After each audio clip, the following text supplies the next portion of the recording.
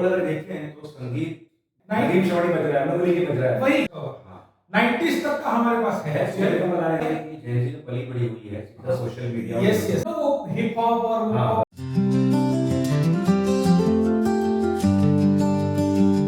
नमस्कार दोस्तों, मैं विराट धुलिया स्वागत करता हूं आपका इंडियन कथाकार के इस पॉडकास्ट पे। हमारे साथ हैं तपन पटनी, जो कि एक फिल्म क्रिटिक और असिस्टेंट डायरेक्टर हैं, और मैं एक इंडिपेंडेंट फिल्म मेकर हूं। और आज के इस पॉडकास्ट में हम बात करने वाले हैं संगीत के ऊपर, खास करके हिंदी सिनेमा जगत के संगीत के ऊपर। हम थोड़ी सी रीजनल की बात भी करेंगे, लेकिन हमारा फोकस और ध्येय जो है वो हिंदी सिनेमा के संगीत पे रहेगा। तो तपन, क्या लगता है आपको कि जो हमारा संगीत है, जो हमारी हिंदी इंडियन फिल्म इंडस्ट्री जो है, वो गानों के लिए जानी जाती है। वो एक एक फैक्टर है जो हमारी यूनिवर्सल है। हाँ हमारे फिल्मों को बाकी वर्ल्ड सिनेमा से अलग करता है। हालांकि आजकल हॉलीवुड की फिल्मों में गाने बढ़ गए हैं। अगर हम देखें कुछ रिसेंट फिल्में, तो उनमें गाने आने लगे हैं अलग तरह से, लेकिन वो गाने अब आने लगे हैं। लेकिन फिर भी हमेशा से इंडियन फिल्में गानों के लिए अलग से जानी गई हैं। हाँ। तो इस संगीत के बारे में आपकी क्या राय है कि क्या चेंज हुआ है? जो हमारा 40s 50s 60s के दशक से जो संगीत चला आ रहा है इतने 70-80 सालों से, उसमें क्या चेंज रहा है? ओवरऑल अगर देखें तो संगीत 10-15 साल के 20 साल में कोई भी सिनेमा हो या कोई भी आर्ट फॉर्म, उसके ऑडियंस और उसका टेस्ट बदलता है। हम्म, पहले अगर आप देखो तो शुरू हुआ संगीत, जो साइलेंट फिल्म्स खत्म हुई, म्यूजिकल फिल्म शुरू हुई। हम्म, 40s 60s 30s तो एक म्यूजिकल फिल्मों का दौर था। Hmm, classical music was more important. Hmm, folk music, hmm, S D Burman, Shankar Jaikishan, Naushad साहब, ओपी नैयर, ये सब फोक म्यूजिक वाले थे, क्लासिकल म्यूजिक वाले। 70s आने के बाद एक आया एक्शन का दौर, तो बन गया पॉपुलर म्यूजिक। दोनों में डिफरेंस है।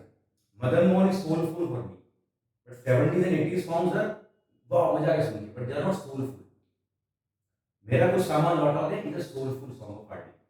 बट शोले के सॉन्ग जो बाकी सॉन्ग हिट है, पंचम नहीं बना है, वो सोलफुल नहीं है, हिट है। उसके बाद 90s आया तो अगेन रोमांस के में ये जो प्रॉब्लम स्टार्ट हुआ है, आई थिंक 2010 के बाद शुरू हुआ, जब हम पूरी तरह से गिर चुके हैं ओके। संगीत में। 2010 आपने बहुत ही स्पेसिफिक टाइम फ्रेम बोला है, I think around that same time. ECAD जैसा है, कितना हाँ, प्रॉपर टर्निंग पॉइंट वो एक फ्लिप पॉइंट हुआ हाँ, है। Flip point, complete flip point. बहुत ही अच्छा पॉइंट आपने पकड़ा है तपन, क्योंकि मैं भी यही मानता हूं कि वो 2010 के आसपास जो एक ऐसा चेंज आया कि देखिए, आज भी अगर हम गाने सुनते हैं तो हम 90s से पहले के गाने सुनते हैं, 90s और उससे पहले। 90s के सुन लेंगे, DDLJ हो गया, अपना दिल तो पागल है हो गया, मोहरा, त्रिदेव, विश्वात्मा, ये सब रेडियो चैनल से 90s के हाँ आगे। पूरे आज भी। हाँ। दूसरा, अगर आप एक और चीज गौर करो, अगर आप नॉर्थ इंडिया में कहीं भी जाओगे, आपको बसों में 90s के गाने सुने सुनने हर जगह, हर जगह 90s के ट्रकों में, हाँ, एनीवेयर इन इंडिया, ढाबों पे, पे, ठीक है, नदीम श्रवणी बज रहा है, मधुरी की बज रहा है, वही। यही चलता है। और आप, क्योंकि हम उन गानों को सुन सुन के बड़े हुए हैं, तो हम इमीडिएटली रिलेट करते हैं, अरे यार ये गाना मजा आ गया सुन के। तो वो एक माहौल बन जाता है उससे। वो 90s के बाद के गाने नहीं चला गए, सोल चला गया। हाँ सोल चला गया। और ये एक बहुत बड़ा इंडिकेटर है कि वो जो 90s के बाद के गाने वो लोग नहीं चला रहे हैं, क्योंकि वो है हमारी कोर ऑडियंस, जो ढाबे में बैठती है, जो बसों ट्रकों वगैरह में जाती है, वो हमारी कोर ऑडियंस है। हमारा बल्क इनकम वही से होता है इंडस्ट्री का। आप मास कमर्शियल सिनेमा बनाओ तो वही लोग सब देखने जाते हैं ना, क्योंकि बड़े शहरों में इतने लोग नहीं हैं देखने वाले, जितना गांव में लोग सिनेमा को देखने जाते हैं।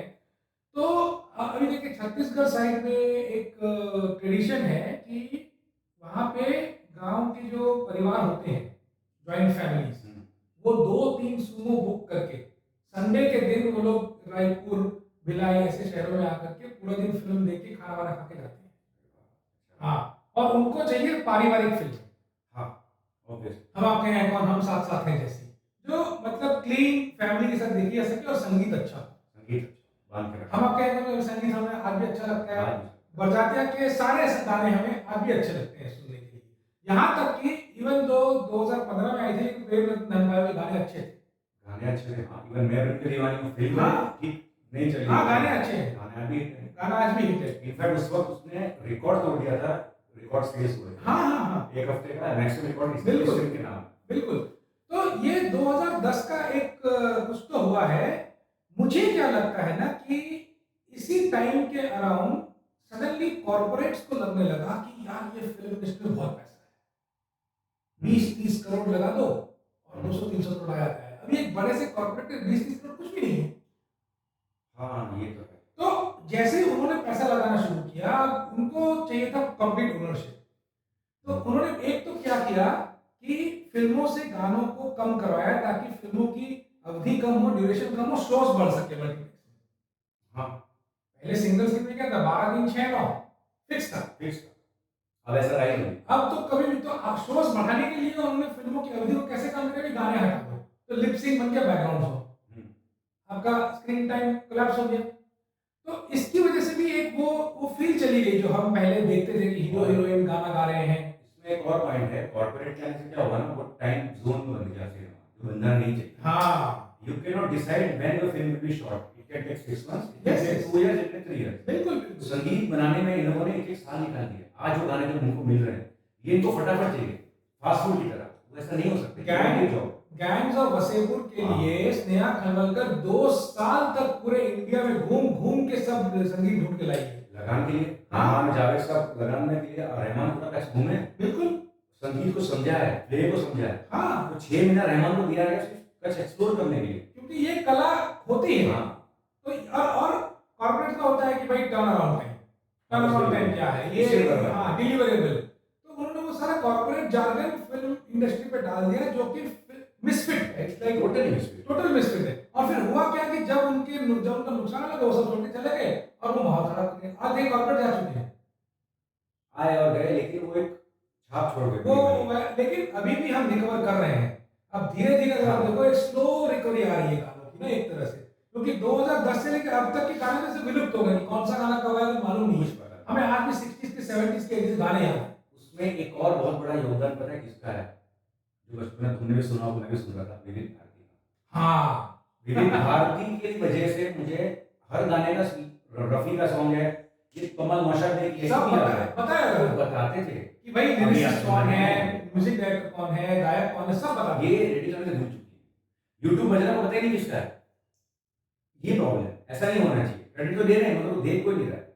आप ये भी देखो कि 50s का दौर, मुकेश और हेमंत कुमार एकदम सिंगर्स, हाँ, प्रोमिनेंट सिंगर्स, ठीक है।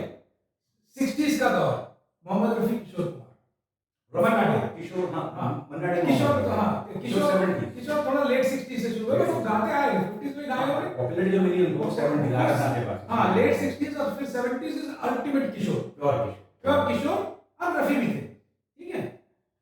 और उसके बाद 80s में आया तो किशोर जब तक हमारे साथ थे किशोर चल बसे। हाँ, शबीर कुमार, अमित कुमार, मोहम्मद अजीज, और फिर लेट 80s से कुमार शानू, उदित नारायण, अभिजीत, अलका याग्निक, लता जी, आशा जी, तो टाइमलेस सिंगर्स है, ठीक है।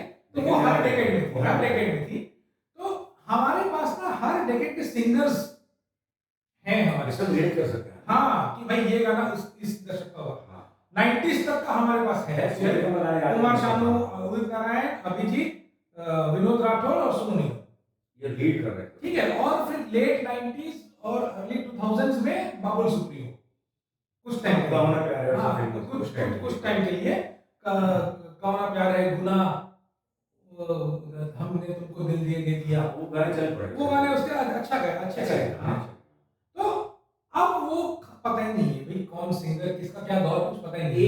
एक ही सिंगर है शायद अभी जिसको हम लास्ट स्टार बोले शायद, तो अरिजीत सिंह है, जो एक लंबे समय से बना हुआ उसकी इंडिविजुअलिटी है। अब वो लंबे समय से बना हुआ, वो लंबे समय से अरिजीत सिंह है, उसको तो नहीं पता गाया अरिजीत सिंह। बिल्कुल रिसेंट एग्जांपल सही है, सुपर डुपर म्यूजिक है, यूट्यूब पे व्यूज देखो, किसी को नहीं पता लिखा किसने, कंपोज किसने किया, गाया किसने, किसी को नाम नहीं पता हो।